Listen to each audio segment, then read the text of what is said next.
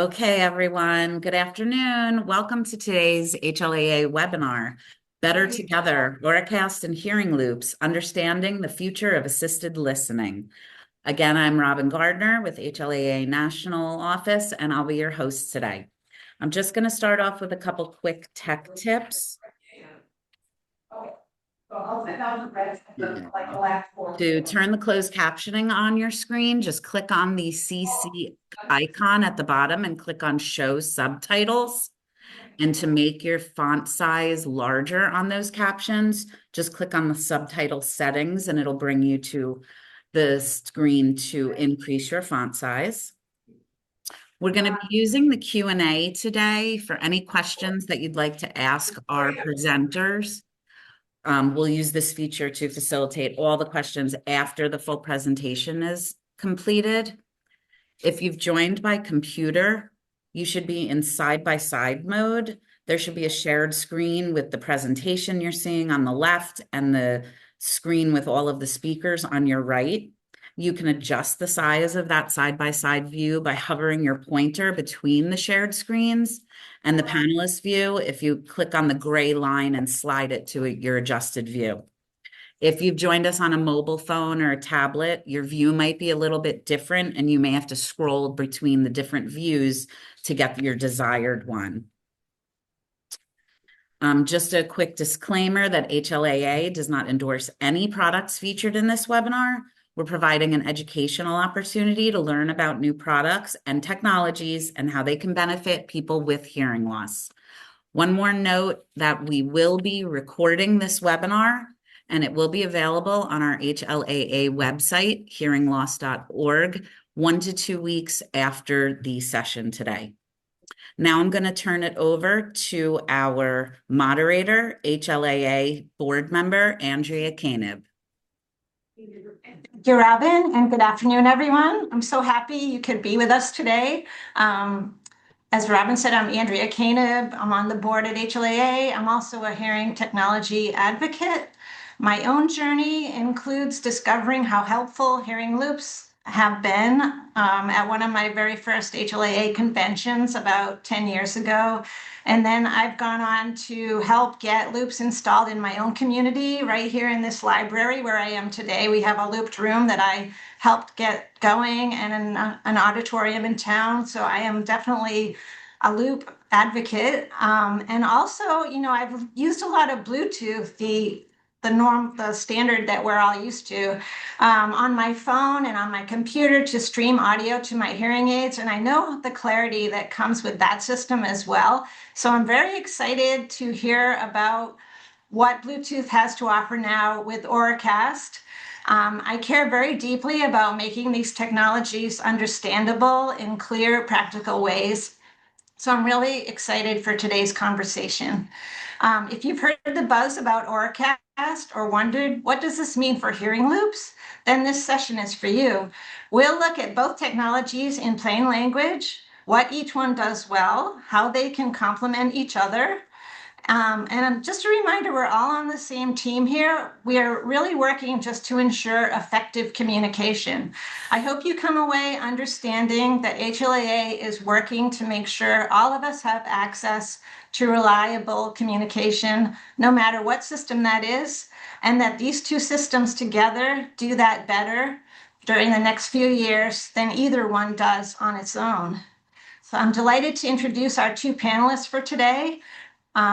Our speakers represent Listen Technologies, and it's also a sister company with Ampetronic. So Listen Technologies and Ampetronic together have created this Ori system that you're going to be hearing about today. Our first speaker, Carrie Commons, is the Director of Channel Marketing at Listen Technologies.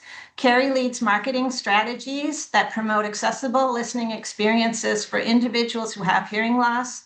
She has more than 15 years of experience in marketing and advocacy and has dedicated her career to advancing inclusion through technology and education. Carrie works closely with partners and organizations to expand equitable hearing access in public spaces. And we also had a speaker, Mikey, who was supposed to be with us, and unfortunately she's fallen ill. So Kevin Jukes has kindly offered to step in and take over that role. Kevin is the Chief of Staff at Listen Technologies, where he helps keep teams connected, projects running smoothly, and big ideas moving forward. He brings experience from both sales and operations, giving him a well-rounded view of how to solve problems and support the people he works with. He studied psychology at the University of Utah and completed VIXA's AVIC master's program. He lives in Utah with his wife, two sons, a cat, and a Dalmatian Husky mix, and also loves traveling, playing music, going to concerts, cheering on sports teams, and spending time with his family. So, Carrie and Kevin, thank you so much for being with us today. And now I'm going to hand it off to you. Thank you so much for that warm introduction. We're so excited to be here with you today. So I just wanted to share a brief introduction to our company. So as you mentioned, Listen Technologies and Ampetronic, we joined forces in 2023. However, we combine over 60 years of experience specializing in accessible audio. Together, we realized that we can make an even greater impact together by aligning our expertise of technology and our commitment to inclusion. And our shared vision is clear: to entertain, educate, and engage by delivering exceptional audio at the right time and in the right place. I'll give a quick view of what our agenda is today. We're going to give you an introduction to Auracast. So no matter what level your knowledge is of Auracast, so whether you are just beginning to understand what Auracast is, and so you're coming here today to begin that conversation, or maybe you have Auracast hearing aids and you've been enjoying using this across your town and the country this year because it's out there. And so maybe you're well versed and you've been sharing this with your friends and family. No matter what level you're at, this is a great place for you to be and be part of that conversation. We will introduce what Auracast is, how it works, and then we'll do a comparison of technologies. And that doesn't necessarily mean which one's better, but where those strengths lies and how they work together. Then we'll share some resources for advocates and how those resources might work for you. And then we'll look ahead to the future. Because while Auracast is very much a technology that is available today and that you can use today, there are some exciting developments with that technology to come. So we'll discuss that, and then we'll have some key takeaways. And we will definitely have some time for Q&A. I saw some questions leading up to this webinar, and you guys have lots of great questions. And I imagine I already see some popping up. We're going to leave plenty of time for questions. So without further ado, let's just get right into it. We see a major shift in assistive listening, much like what is happening across the broader AV industry. For years, systems were mostly analog and they worked well, but they lacked the flexibility and integration that today's digital environments demand. Audiences expect higher audio quality, ease of use, and seamless connection with the devices that we are already relying on. There's also a growing desire for personal connection to sound. We want the audio delivered directly to our hearing aids, our earbuds, or the smartphones, because that's intuitive and it's familiar. This is where Auracast fits in. It bridges that gap between traditional assistive listening and the modern digital expectations. Auracast provides high quality, low latency audio directly to an unlimited number of compatible devices, allowing venues to support a wide range of users on one scalable solution. It's the evolution of assistive listening, offering more personal, flexible experience for everyone. Hand it over to you, Kevin. Thanks, Carrie. So before we get into all of the exciting pieces of Auracast. I want to talk just a little bit about the assistive listening technologies that have been around for a long time because they will continue to have their best use cases. For example, RF can be used for portable assistive listening situations, or installed FM and Wi-Fi systems can be used where a different technology might not be possible due to size or space or the amount of channels needing to be streamed. Infrared that can continue to provide security in places like theaters or courtrooms, and hearing loop or induction loop can be used for a large variety of applications, but the logistics may not exist for all applications. So each of these technologies currently has and will continue to have their own place in providing assistive listening. RE and Auracast is not necessarily in competition with these technologies. It can certainly be complementary, especially as we move into a world where Bluetooth low energy compatible devices become more ubiquitous. So let's talk about what Auracast is and how it's different from classic Bluetooth. So to start, let's talk about classic Bluetooth because everyone seems to be familiar with Bluetooth. It's everywhere to the point we often take it for granted, but it comes with limitations. So Bluetooth Classic has limitations such as audio quality limitations, the amount of power consumption a Bluetooth device takes, especially in hearing aids, the inability to support simultaneous connections. You can usually only be connected to just one device, especially when streaming audio. It's unidirectional when it comes to streaming information, and there's issues in handing off audio and video applications.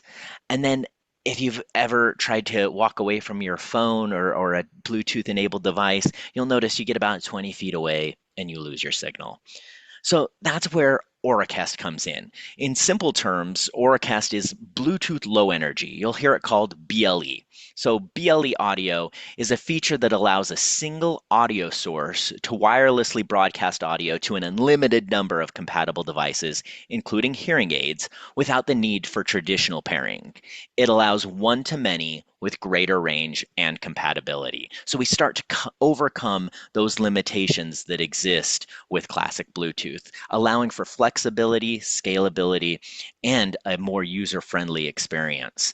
So Auracast broadcast audio benefits, they lead to you can put one transmitter to broadcast to as many receivers as are in the range. And so the next question is, well, what is the range? If I can only get 20 feet with Bluetooth Classic, what can I get? Well over 100 meters. When we broadcast 100 meters, we're a bit conservative with that, but in the most extreme environments, we can get 100 meters, around 300 feet of audio. It's also optimized for audio, so it has low latency with robust sound. And it's standards based. This isn't a proprietary technology.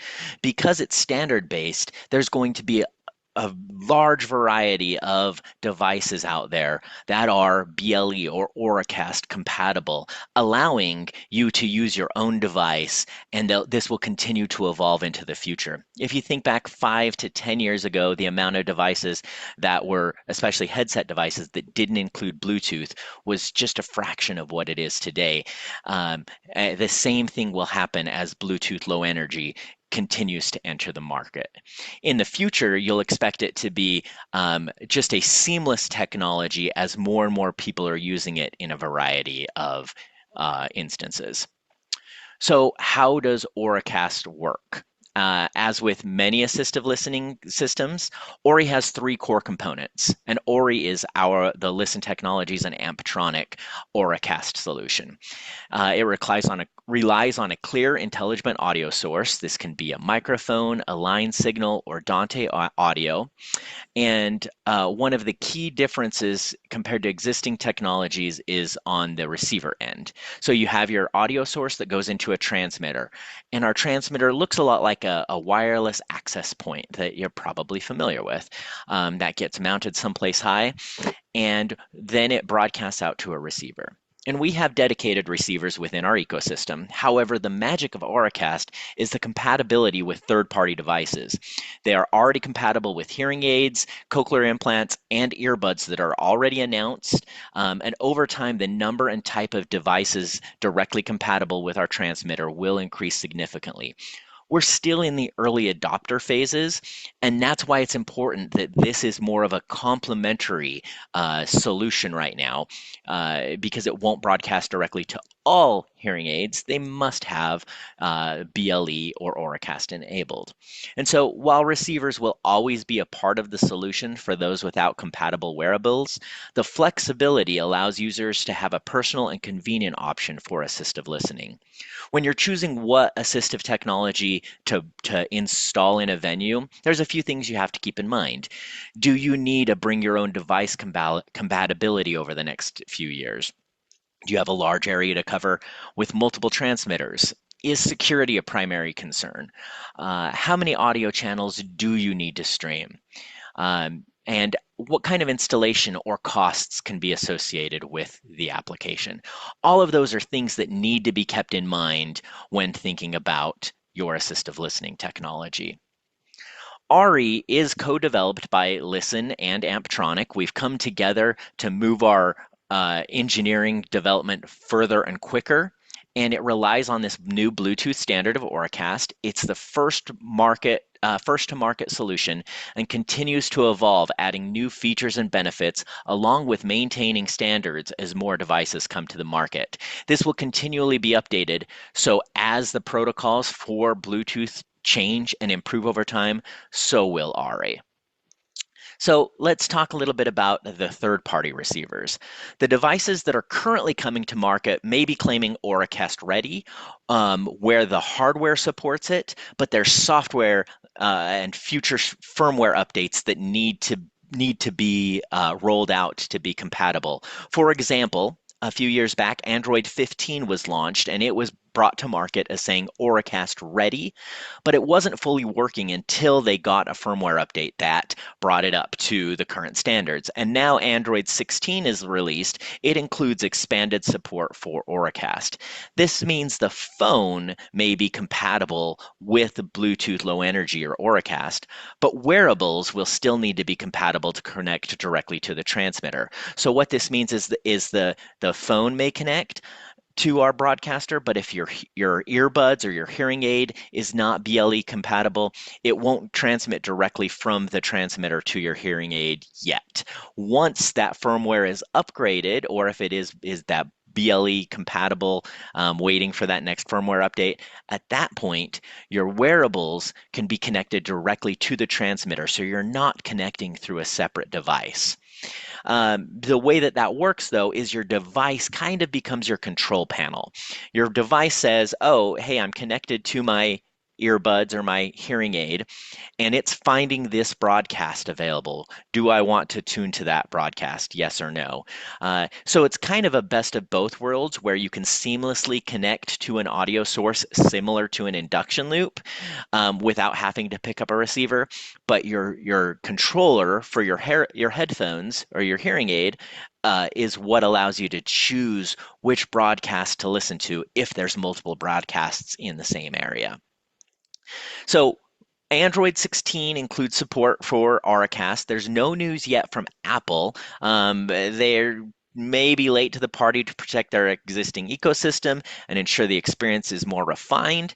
But just as they brought Bluetooth on board to their devices, it's expected that they will also bring BLE to their devices. We are testing regularly with Resound Nexia hearing aids, Samsung Buds 2 Pro, Creative Zen hybrid headphones, and Sennheiser Momentum 4 TWS earbuds. So there's a variety of wearables already on the market that are compatible with our transmitter. You can connect directly to the transmitter with your wearable. The fact that this will be supported by such a wide range of devices in time, it increases the value proposition and ROI for venue owners. So to put this in now, to have a great solution now, but also future-proof it. So if somebody has a hearing aid down the road that is BLE compatible, they're not then behind the eight ball trying to install a solution.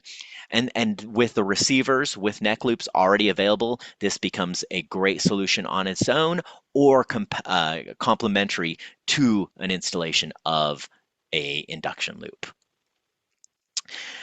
Carrie, if you want to go over some of that Yeah. terminology. So there were a few terms that Kevin brought up there. So let's talk about those terms here so we can understand the difference between those terms here, especially as you're the next, as you're shopping for, some of those, whether that's earbuds or the next time you're shopping for your hearing aids. So when we talk about Auracast, you'll often see two terms. Auracast capable and Auracast enable. And so they sound similar, but there's an important difference here. So Auracast capable, also sometimes referred to as ready. So Auracast capable and Auracast ready are interchangeable terms. Means the device has the right hardware to support Auracast, but that feature is not yet active. It might need a firmware update or a software update or the manufacturer activation. The capability is built in, but it cannot join an Auracast broadcast today. Auracast enabled means the device has both the required hardware and the software is activated. It is fully functional and it can join the Auracast broadcast right away, straight out of the box. So that's important to know as you are purchasing any Auracast products today, just to understand that terminology. We're often asked this question, which devices can I purchase today with Auracast? Well, that's a great question. If you go to Bluetooth.com at the very top navigation menu, it is listed in blue. If you hover over product and click find a product, it will take you to the page shown here on the right. I've also listed the URL on the left side of the screen. Today, you can purchase a growing range of Auracast devices, including hearing aids, earbuds, headphones from various manufacturers. Furthermore, the infrastructure is rapidly expanding with Auracast broadcast already being deployed in locations such as theaters, universities, churches, museums, and stadiums across the globe. From Bluetooth's website, you can search for current consumer and professional devices on the market, whether it's a receiver or a transmitter. You'll see right there at the top for Ampetronic, that is our receiver and our transmitter, both the regular and the Dante onboard version listed there. We're proud of that. Coming in Q1, you'll also be able to search for locations that have Auracast installed. That is also from the top navigation menu under locations. This will be a game changer, so you'll want to be sure to come back and then check for that in your area next month and in the coming year. Currently, if you know of locations that have Auracast installed, they can list their location there. So encourage any locations that have Auracast installed to list their locations there. All right, Kevin. Yeah, so, and I apologize if I was speaking a little fast. I'll slow down a little bit as we go through these next slides. Okay, so I want to talk about hearing loop and how these two technologies can exist side by side because there are a lot of hearing aids on the market with T-coil, and so hearing loop. Or induction loop, those terms tend to get used interchangeably. They have been among the most preferred methods of assistive listening for a hearing aid user. This is because induction loops allow a user with a T-coil equipped hearing aid or cochlear implant to connect to the audio without checking out a device, offering a discreet, user-friendly assistive listening experience. Loop systems can be used for assistive listening support for reception desks, ticket booths, help info points, as well as full room applications. And in some jurisdictions, hearing loop systems are required. The thing that's great about this technology is you don't have to pick up a receiver in order to utilize the technology. However, if you don't have a T-coiled enabled device, you do need to pick up a receiver for that application. And so that is why receivers are important both in induction loop and with BLE or Auracast. So, how does a loop work? Induction loops have been trusted for decades and involve taking your audio source and routing it to an induction driver. And this is connected to a copper cable that runs either under the flooring, in the ceiling, or under a countertop to create a magnetic induction field that seamlessly transmits audio to a T-coil enabled device, removing the need to pick up the receiver. In this instance, the hearing aid acts as the receiver and does not require picking up devices. However, if you don't have a hearing aid or an aid without a T-coil, you need to pick up a receiver and headphones. And then you must be within the induction loop area in order to receive the signal. If you step outside of that, your signal will drop off.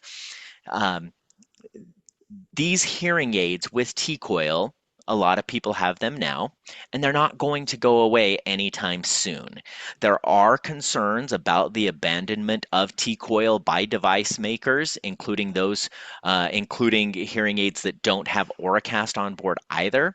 And this feedback is being provided to hearing aid manufacturers, but it's another reason why Auracast and Loop are complementary to each other. This way, regardless of which connectivity you have, you can utilize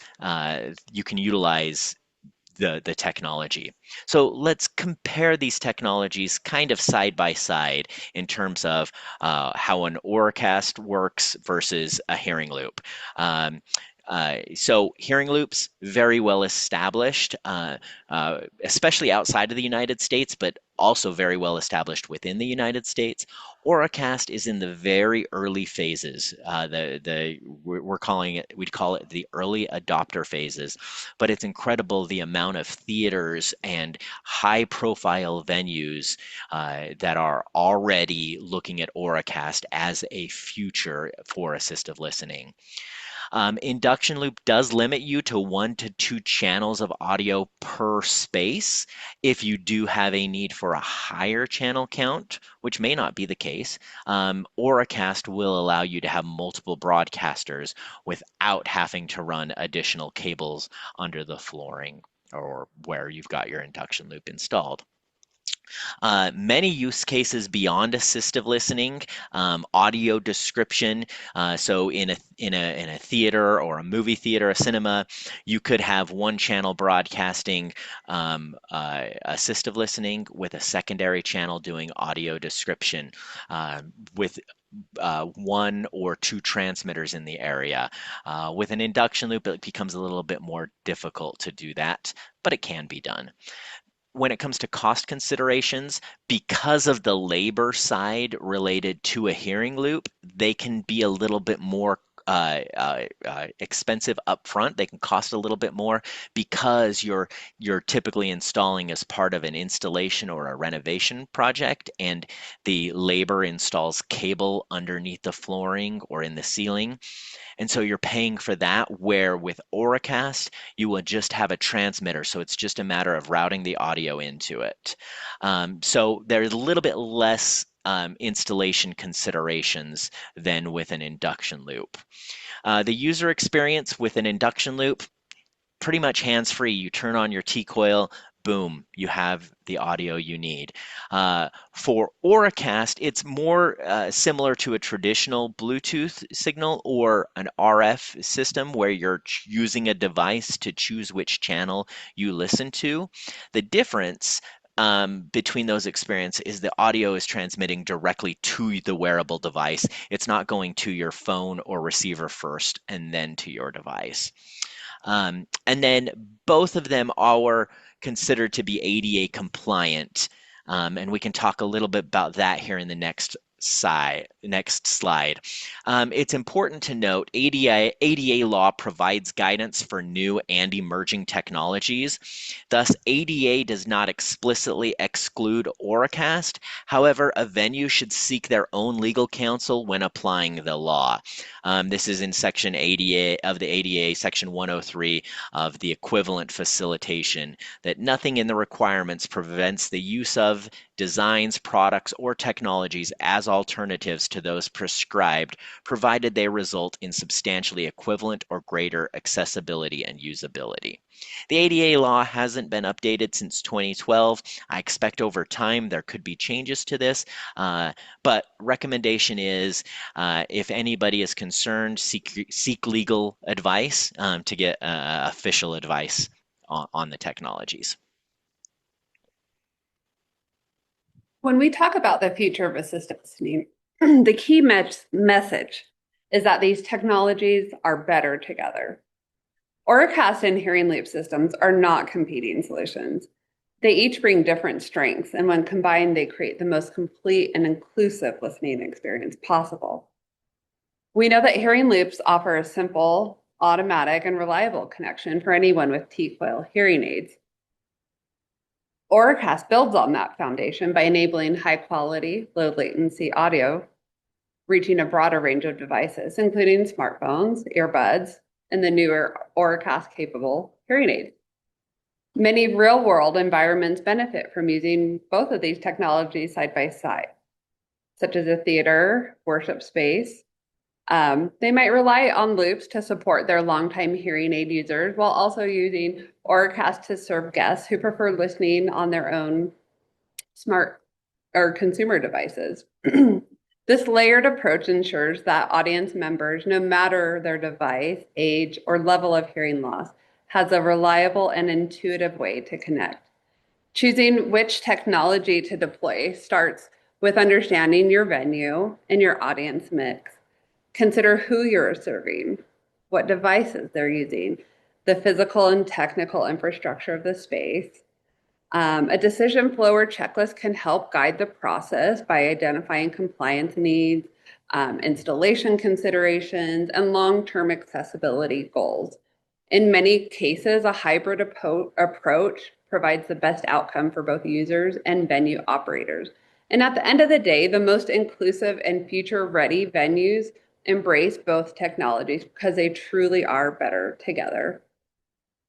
We have a variety of resources available to support you as you advocate for accessible audio and engage with your community. And we have provided Andrea and her team with several helpful links that will be sent to you at the end of this webinar. These include informational videos, case studies, and additional assets that you can use to continue the conversation and share with others. As we look ahead to the future of assistive listening, it's all about creating inclusive audio for everyone, especially in transient, high traffic spaces where accessibility matters most. Think of airports, train stations, ticketing areas, and transportation hubs. Today, these environments are primarily served by hearing loop systems. These have long been the gold standard for reliability and universal access. As adoption of Auracast-enabled personal devices increase, these transient applications will be supported by Auracast as well. This shift will not only broaden that access beyond hearing aids and loops to include smartphones, earbuds, and other personal devices. And that will really help more people hear better in these challenging hearing environments. And it will open that up to everyone, regardless of hearing ability. Because I don't know about you, I am not a hearing aid user, but I have difficulty hearing when I go to the airport and I'm trying to hear the gate information. So this definitely makes it more accessible for all of us. That's very exciting. And it's not just about replacing one technology with another, but it's about expanding that ecosystem to make sound more accessible to everyone. When we introduce Auracast, a few common concerns tend to come up, and I want to walk through them and provide some clarity. One misconception is that Auracast requires a smartphone. In reality, that is not true. While personal devices are an option, dedicated receivers exist and will continue to be available. This ensures that anyone, regardless of what device they own, can access the audio. Another myth is that Auracast is not ADA compliant.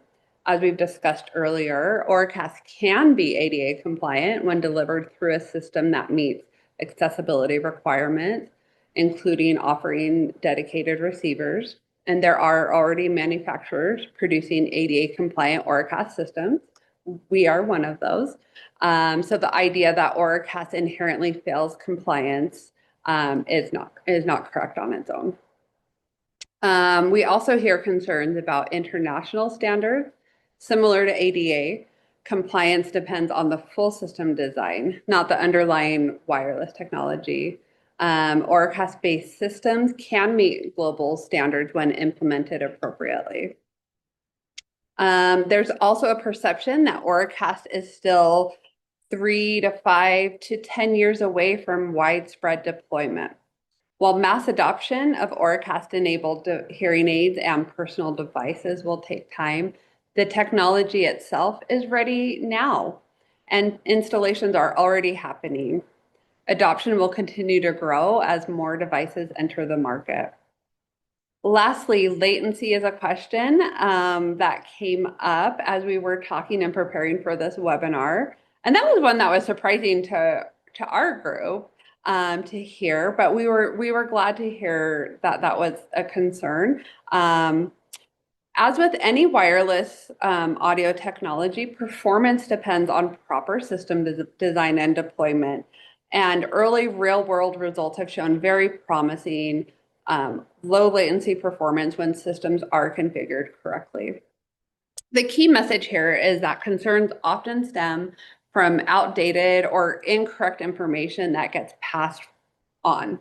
Auracast is not a replacement for existing technologies, but when it's deployed correctly, it is fully capable, compliant, and it's part of a broader ecosystem that supports inclusion for everyone. So the things we're hoping you'll take away from this is that this is an exciting new technology that's going to give access to more people and hopefully take the listening experience into the future in terms of making it easy for venues to deploy assistive listening, especially as hearing aids and cochlear implants evolve, along with standard headsets that anybody can use. This is not to detract from hearing loops, as they have been a proven dependable access for hearing aid users. And they don't have to be that expensive. Some smaller spaces can certainly be looped very cost effectively, but Auracast opens the door for larger venues to provide a more seamless experience. And so combined, they form that foundation for a complete experience that's ready for the future, but also takes care of people who have a T-coil enabled hearing aid. And it keeps us prepared for what the future may hold when it comes to the development of hearing aids and cochlear implants. All right, we tried to give as much time as we could for Q&A because I know you guys have them. Okay, thank you both very much. That was very informative, and it certainly is fairly complex to understand all this technology. We had 77 questions before the webinar even started. We've had a lot of great questions coming in today, so obviously we can't answer everything today, but I'm going to try to hit on some common themes that I'm seeing pop up here.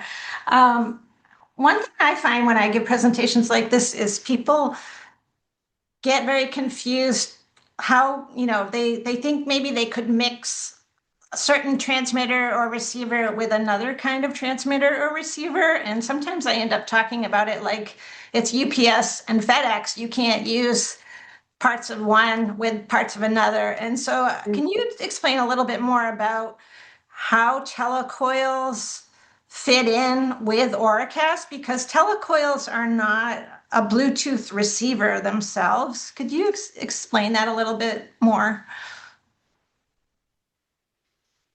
Sure, you want to take that, Carrie, or want me to? I'll take it. Yeah. Yes. Okay. Um, so they are different. Telecoil is a small coil inside of your hearing aid, and one of the great pieces about it is it's not going to deplete your battery the way that a Bluetooth receiver would. So if you have a hearing aid with Bluetooth now, when you turn on Bluetooth, you'll notice that your battery will be depleted a lot quicker than it will be when you're utilizing your T-coil. Um, that's one of the benefits of that's one of the reasons that Bluetooth Low Energy has been at the forefront of what hearing aid manufacturers are advocating for in terms of developing that. It's essentially a chip, like in your computer or your smartphone. It is a digital piece of equipment that goes into your hearing aid. So it's separate from a T-coil. Now, that said, one of the concerns for future development is they both take up space. So when you have a small device and you have to be deliberate about what goes into it, there will be questions about, do you put it, does a hearing aid manufacturer put both a T-coil and a BLE chip in it? Right now, you may find that with classic Bluetooth of like my dad has a hearing aid that only has Bluetooth. It does not have T-coil, and it's classic Bluetooth. So he is limited in what his hearing aid experience is. So it I guess my answer is they are different, and it will depend on the hearing aid. It's a conversation to have with your audiologist about what technologies you want. And as with most things, if you have more features or the latest features, it might cost different. I don't know what those costs are between them, but there may be different costs associated with what features and benefits you want between the two. Now, if you deploy an Auracast system, so the transmitter and receiver, but your hearing aid does not have BLE, you can pick up a receiver and use the neck loop, an induction loop. So all of the receivers that we make, whether it's RF, IR, Wi-Fi, our DECT technology, or Auracast, has an option for a neck loop. So if you don't have BLE on your headset, you can utilize a neck loop. Thank you. We're seeing a lot of excitement and emergence of captioning glasses, and a lot of people are using captioning on their phones these days. I'm envisioning a world where Auracast could stream directly to a captioning device or glasses, hearing aid that might be a different brand from a cochlear implant. Do you envision it working on all kinds of devices at the same time? So that's a great observation. And one of the great pieces of BLE is that it's not just a one-to-one, so you don't have to be restricted just to audio. Um, so while it's early in its development, that is certainly a direction that it could go. Um, uh, Okay. Definitely good feedback that goes straight to our product management team as we develop and look to the future, because we hear a lot about captioning. And so definitely great to hear that question, because that is certainly things that we've been thinking about as we look to the future. Thank you. And, there are some people on this call that have been traveling the world, going to Australia and so forth to try out Auracast, and most of us have not had that opportunity. I think there's a lot of fear for a lot of people. Like, we just don't know if this is going to work very well. Do you have any feedback on how things have been going so far that you can share? Yes, so Australia specifically has been a very early adopter of the technology. They have standardized it at the Sydney Opera House. They put it into the main theater and are now putting it into smaller areas there. We've also had multiple Broadway theaters here in the United States that have installed it. Carrie can probably talk to a few of the case studies that we have with the technology. Yeah, we'll send out links to some case studies. We also had a Bristol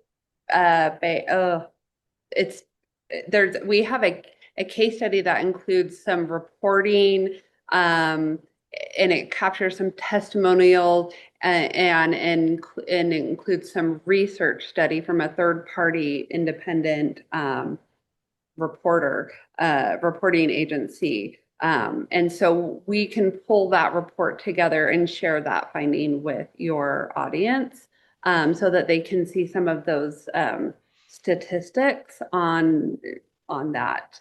So we'll share that with your group.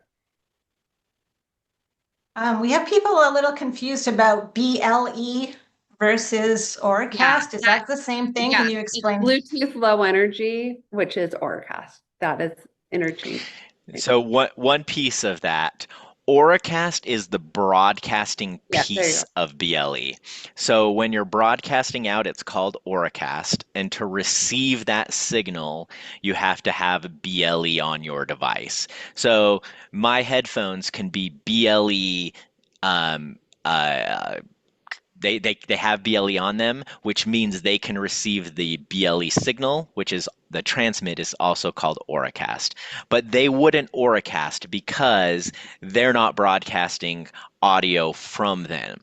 So if something was Auracast enabled, it would be able to broadcast the BLE signal. And so the receiving side would be BLE enabled. So it's a little bit confusing because Auracast is just used for the broadcast side of it, but you could use the term BLE kind of interchangeably with it.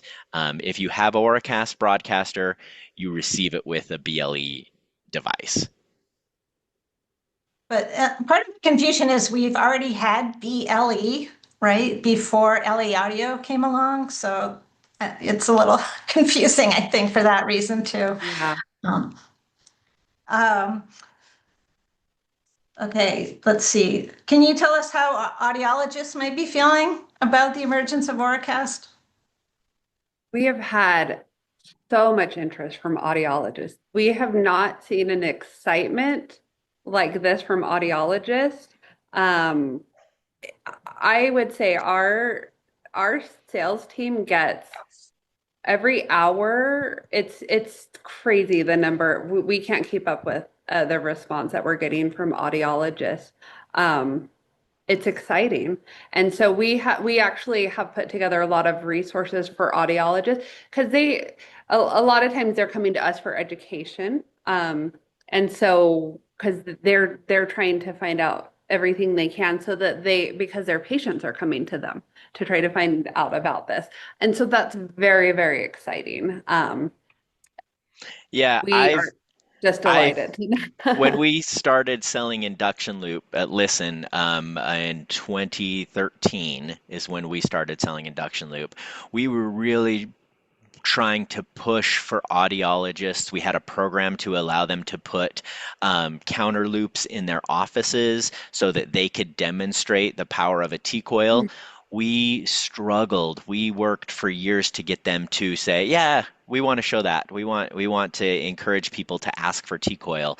Um, and with Auracast and Bluetooth Low Energy, it's been the opposite of where they're coming to us saying, can you get me a transmitter to put in my office? I want to make sure that my clients can learn how to use this now that there's an option available. So it's very interesting from our side to see the excitement from audiologists because we have been trying to get in with that for a long time. Because again, I go back to my father's experience of, I've worked here for 12 years and he still didn't know what a T-coil was. So when he got his hearing aid, I'm asking him, well, did they talk to you about this? Did they talk to you about this? And he's telling me, no, I don't know any of that. And so that's kind of been that's where we, I think, fit well with HLAA is that's part of our advocacy as well of getting audiologists, and this isn't throwing audiologists under the bus by any means, but we want to make sure they're educated and know about the latest technologies so it's a seamless experience for somebody. Mhm. We have some people asking about compatibility with cochlear implants. Do you have some insight on that? It's the same with hearing aids. It just depends on the manufacturer of the devices.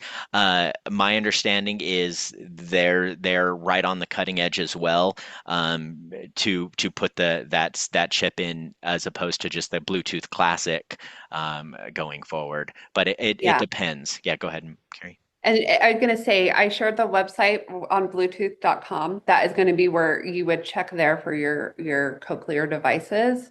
It will get listed there alongside with all of your other devices.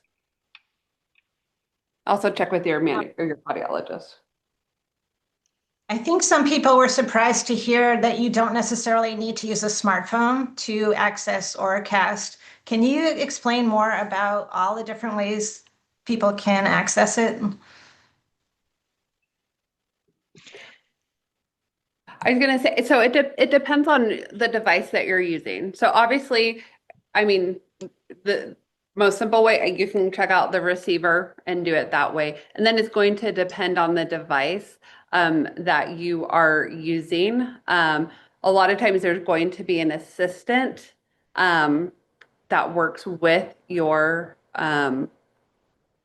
device. Can you explain how an assistant works, Kevin? I think you're a little bit more well versed on that role. Yeah, typically the reason that you need a smart device with your wearable is to control what it's going to connect to. Um, uh, Kind of like casting to your television a video right now. If it has, there's like Chromecast is an option, right? You're not, you don't have to keep playing the video on your smartphone. It connects through the Wi-Fi on the computer or the television. The way that the phone would control your wearable would just tell it what channel to go to. Now, some some systems or headphones may not need to have that. Um, they may have a prompt on the phone so that it pops up to you and says, "Oh, a broadcast is available. This is the name of the channel. Do you want to, it could say it right on your headset and push your Bluetooth button in order to connect to this Auracast broadcast." The different headset devices will offer different experiences based on how they're incorporating it. In most cases, you would use your smart device to control your wearable. I think the key is that you don't have to provide your own device. You don't have to bring your own device if the venue has a receiver. I think that was the key takeaway. What we want to make sure we're conveying is we're not requiring people to bring their own device. If you need to pick up a receiver, we have receivers available that you can pick up and have an experience like you would with a hearing loop receiver or RF or IR.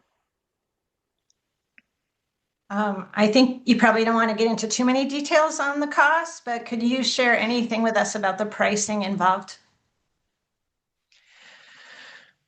It varies. A transmitter, Carrie, how much like in terms of I I don't know. It I don't have pricing in front. I don't yeah, work with.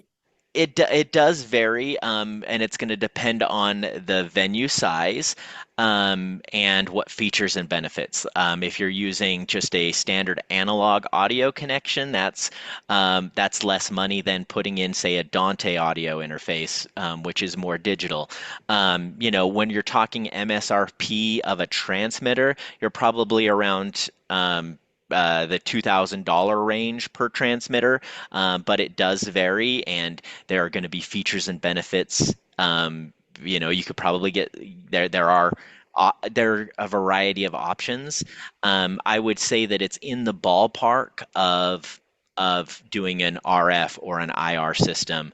The transmitter might be a little bit less money than a induction loop driver. It depends on the size of the room, because if you're driving more current, that's going to be a more heavy duty induction loop driver. If it's just a counter loop, that's a lot less expensive. And so it's kind of it depends on the space. But I would say that it is at a very affordable price range. It's not something that is, going to blow out your budget just to consider it. But it would depend on the venue size and then how many receivers, things like that you wanted to include. Okay. Andrea, Just one last, oh, go ahead. I was just going to say we have about 5 minutes left in the webinar, so we have time for one more great question. Okay, last question. Some people are asking about privacy. Is it possible to make the broadcast private? Yes. Absolutely. Go ahead. That's an easy one. Yep.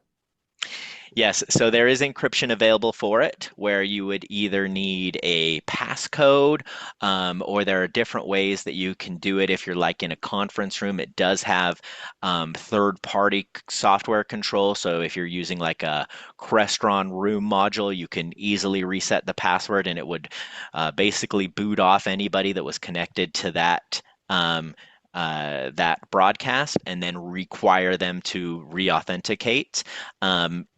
It's not out of the box enabled to do that. There's free software that comes with it that allows you to go in and set up your security.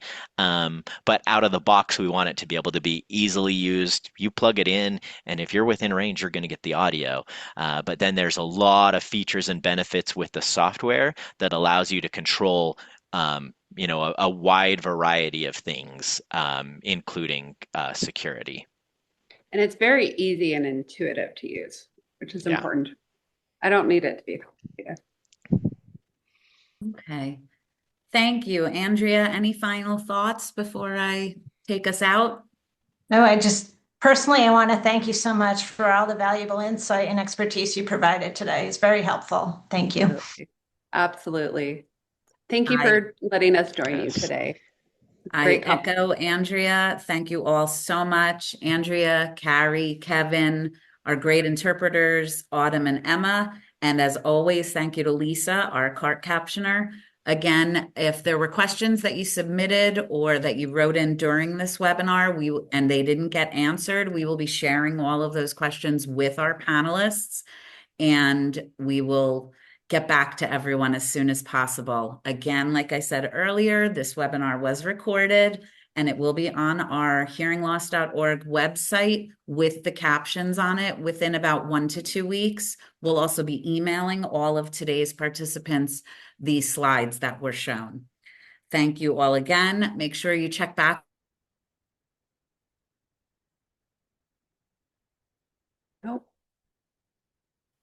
Back on hearingloss.org for future hearing